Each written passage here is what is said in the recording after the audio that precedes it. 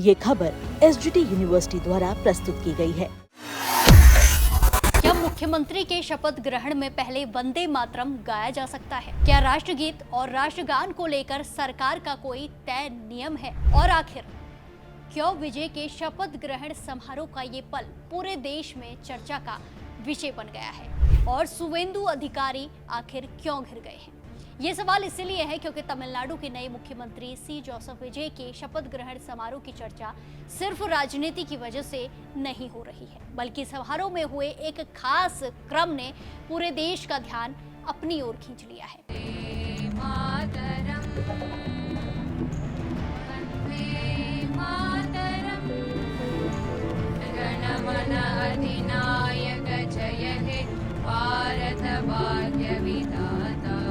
चेन्नई के जवाहरलाल नेहरू स्टेडियम में पहले पूरे सम्मान के साथ वंदे मातरम गाया गया।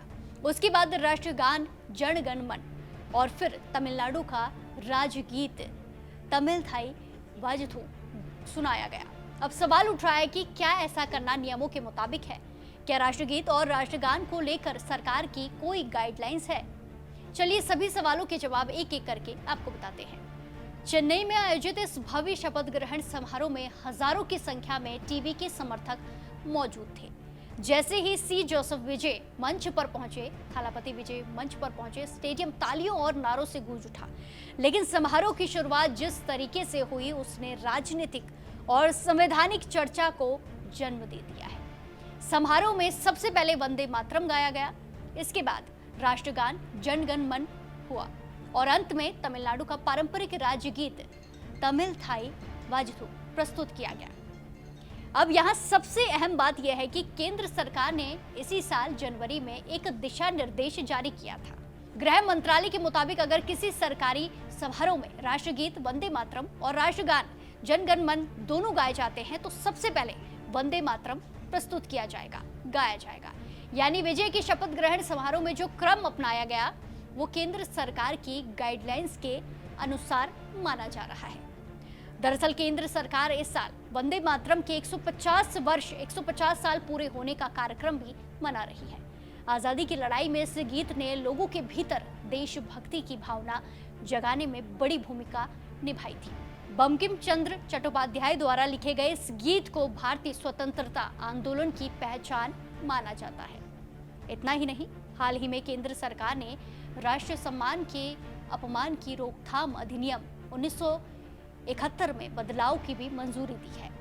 इस बदलाव के बाद वंदे मातरम को भी वैधानिक सुरक्षा देने की बात कही गई है, जैसी सुरक्षा राष्ट्रगान को प्राप्त है। यानी साफ है कि सरकार वंदे मातरम को और ज्यादा औपचारिक सम्मान देने की दिशा में कदम बढ़ा रही है।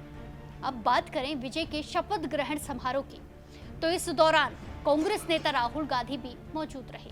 राज्यपाल आरवी अर्लेकर ने विजय और उनके 9 मंत्रियों को पद और गोपनीयता की शपथ दिलाई।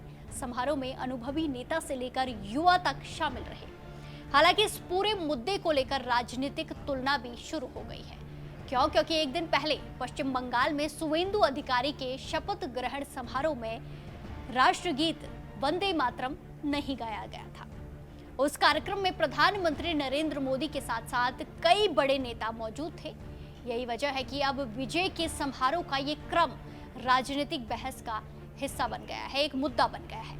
ऐसे में पश्चिम बंगाल के मुख्यमंत्री पद की शपथ लेने के बाद शुवेंदु अधिकारी अब एक नए विवाद में घिरते नजर आ रहे हैं। दरअसल उनके शपथ ग्रहण समारोह में राष्ट्रगीत वंदे मातरम नहीं गाया गया, जिसके नहीं गाए जाने को लेकर राजनीतिक बहस तेज हो गई है। विपक्ष सवाल उठा रहा है कि जब कई सरकारी समारोह में राष्ट्रगीत और राष्ट्रगान दोनों गाए जाते हैं तो बंगाल के इस बड़े कार्यक्रम में समारोह में शपथ ग्रहण समारोह में वंदे मातरम क्यों नहीं शामिल किया गया। खास बात यह है कि हाल ही में तमिलनाडु में सीएम विजय के शपथ ग्रहण समारोह में पहले वंदे मातरम और फिर राष्ट्रगान गाया गया, जैसा हमने आपको बताया, जिसके बाद दोनों कार्यक्रमों की तुलना होने लगी है। इसके अलावा शुवेंदु अधिकारी पहले से ही अपनी आक्रामक राजनीति, टीएमसी से भाजपा में जाने और ममता बनर्जी को हराने वाले नेताओं की छवि को लेकर लगातार राजनीतिक निशाने पर रहते आए हैं। अब शपथ समारोह का ये मुद्दा भी उनके खिलाफ नए राजनीतिक हमले का कारण बनता नजर आ रहा है। तो ये तो चर्चा हो गई जो कुछ हुआ था। वहीं ये तो सब जानते हैं कि जनगण मन भारत का राष्ट्रगान है, जबकि वंदे मातरम भारत का राष्ट्रगीत माना जाता है। दोनों का सम्मान संवैधानिक और राष्ट्र परंपरा का एक हिस्सा है, लेकिन दोनों की भूमिका अलग अलग मानी जाती है। राष्ट्रगान आधिकारिक राष्ट्र पहचान का एक प्रतीक है, जबकि जो राष्ट्रगीत है वो स्वतंत्रता आंदोलन की भावना और देशभक्ति का एक प्रतीक है। फिलहाल विजय के शपथ ग्रहण समारोह का ये पल अब सिर्फ एक सरकारी कार्यक्रम नहीं, बल्कि राष्ट्र चर्चा का हिस्सा बन चुका है। अब सवाल यही है, क्या आने वाले समय में दूसरे राज्य की सरकारी कार्यक्रम में भी यही क्रम देखने को मिलेगा? और क्या वंदे मातरम को लेकर सरकार आगे और बड़े कदम उठाएंगी? आपकी क्या कुछ राय है इस पूरे मुद्दे पर? कमेंट्स में जरूर बताएं और बाकी तमाम खबरों के लिए जुड़े रहिए दैनिक जागरण के साथ। नमस्कार।